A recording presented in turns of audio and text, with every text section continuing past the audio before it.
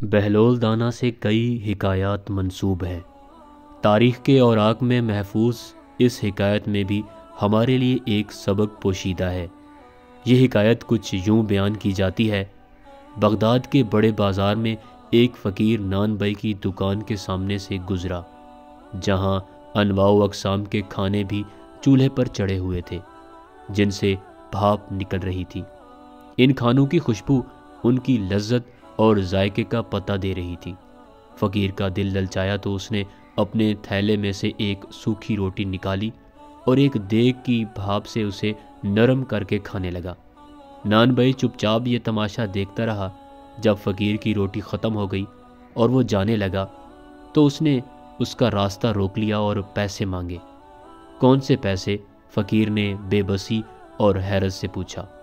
نان بھائی نے کہا کہ تو نے میرے کھانے کی بھاپ کے ساتھ روٹی کھائی ہے، اس کی قیمت مانگ رہا ہوں۔ وہاں بہلول دانا بھی موجود تھے اور یہ سب دیکھ رہے تھے۔ انہوں نے مداخلت کی اور نان بھائی سے کہا کہ کیا اس غریب آدمی نے تمہارا کھانا کھایا ہے جو پیسے ادا کرے؟ نان بھائی نے کہا کھانا تو نہیں کھایا، مگر میرے کھانے کی بھاپ سے فائدہ تو اٹھایا ہے، اسی کی قیمت مانگ رہا ہوں۔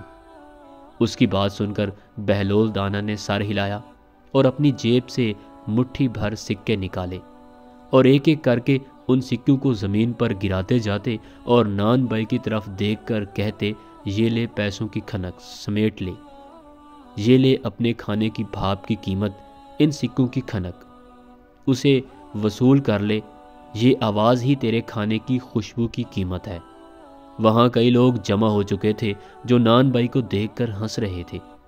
تب حضرت بہلول نے کہا، اگر تو اپنے کھانے کی بھاپ اور خوشبو بیچے گا تو اس کی یہی قیمت ادا کی جا سکتی ہے، اسے بھی قبول کرنا پڑے گا۔